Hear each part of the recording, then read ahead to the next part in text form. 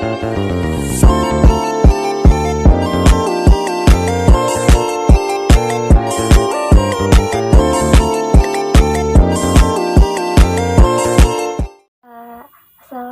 warahmatullahi wabarakatuh. Hello everyone. Nah, kembali lagi sama saya Nur Hariyanti dengan nomor NIM D0323063. Di sini saya akan menjelaskan materi tentang Heads and Modifiers yang ada di mata kuliah Syntax. Dalam mata kuliah Heads and Modifiers ini itu mencakup ada 6 bagian, ada Heads and Modifiers, Heads, Modifiers and Meaning, Complement and Adjuncts, ada clause, ada dictionary entries and collocation, dan terakhir ada verb, complements, and the order of parsers. Masuk yang pertama yaitu Heads and Modifiers. Apa sih Heads and Modifiers itu? Nah, dalam bahasa Inggris, in syntax, a head is the word in a parses that controls the other words or modifiers in the parts, and one this head. The word that conveys the main meaning of a parses. The head determines the syntactic category of the parses. For example, in the parts boiling hot water, the head is the noun water. 2. This modifier, a word, parser, or clause that provides additional information about the head or another word in the sentence. Modifiers can describe, limit, or intensify the meaning of the head. For example, in the sentence, I'm going to the Saturn Cafe for a vegetarian burger. The word vegetarian, it modifies the word burger. Both heads and modifiers can be single words, parsers of clause. Modifiers can function as adjective or adverbs. Adjective modify nouns, while adverbs modify verbs, adjectives to other adverbs. The second is head, modifiers and meaning. In syntax, a head is the word that controls the other words in parts, while a modifier is a word, parser, or clause that provides additional information about the head. The first head, it is the word that determines the syntactic category of a part. For example, in the parts boiling hot water. Ya, seperti contoh yang tadi. Boiling hot water. The head is the noun water. And then 2, modifiers. A word, parts of or clause that provides additional information about another word in the sentence. Modifiers can function as adjectives or adverbs and can be placed before pre-modifiers or after is post-modifiers, the word they modify.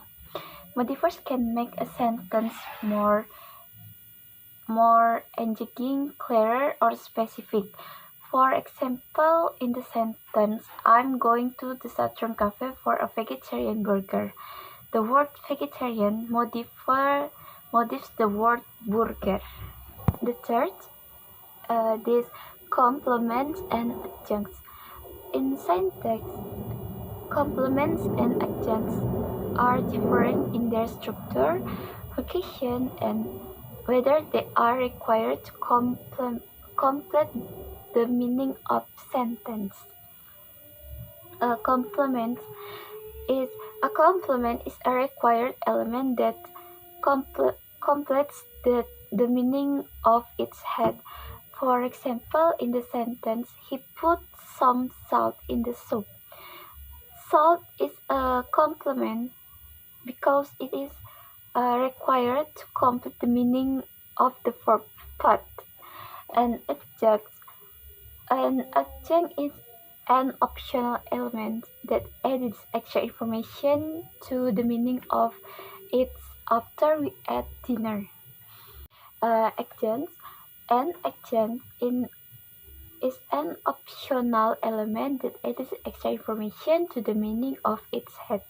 For example, in the sentence, we went shopping after we ate dinner.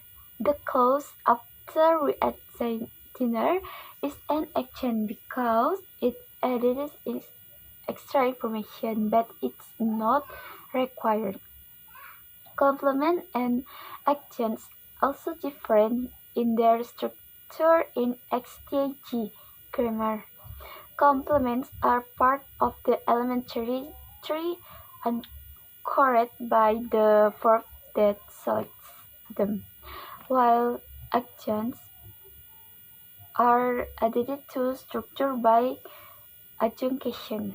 The classification of a given element as complement or an action is a matter of debate in linguistics. Next is clause. A clause is a group of words that contains a subject and predicate and can convey a message about an event or state. Now, clauses are a central unit of language and can be used to express a complex proposition, but they don't always have to be sentenced. For example, Charlie's turn is a clause because it contains a subject and a predicate. Vocation clauses can express an action or state of being and can often vocation as an independent sentence. Structure: a sentence can have one or more clauses. For example, a compound sentence is made up of two or more independent clauses, each of which can stand alone as a sentence. Here are some examples of clauses in sentence. Naomi's mother was out of town, so he took care of everyone at home. The sentence contains an independent clause. Norman's mother was out of town and she took care of everyone at home. And two, I couldn't study as the light went out. The sentence contains an independent clause. I could not study and a dependent clause as the light went out. Clauses can be structured and combined in many ways. For example, a subordinating conjunction like while signals a dependent clause, while a relative pronoun like which stands in front of the subject. Next, for dictionaries, entries, and collocation in syntax. Here's some information about dictionary entries and collocations in syntax. It's difficult to sulit nih, ini agak susah buat dijelaskan, but in general, dictionaries are ordered collocation of k-fold pairs that store relative pieces of information. They are changeable, meaning items can be added, removed, or changed after the dictionary has been created. Dictionaries don't allow duplicate entries, and duplicate folds will overwrite existing folds. For the last is verb complements and the order of parses in syntax.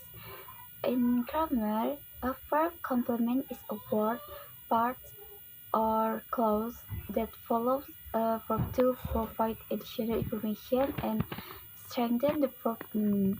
The order of parses in syntax can vary depending on the type of verb complement and the structure of the verb parts. The first is complex transitive. The subject, verb complement, third object, and object complement are all included in the structure. And the second and the two add variable complement. This complement comes after the verb, unless there are objects. However, Single adverbs can sometimes appear before the verb, but these are not complements. 3. It's copular. An example of this type of complementation is John is only boy. And 4 is monotransitive. An example of this type of complementation is I have caught a big fish. And last, distransitive. An example of this type of complementation is he gave Mary a doll. A verb parts can be main verb alone or a main verb plus any modal and or auxiliary verbs. The main verb always culminates in the verb parts. When analyzing syntax in a text, you can consider features such as parsers, clauses, sentence types, and punctuation.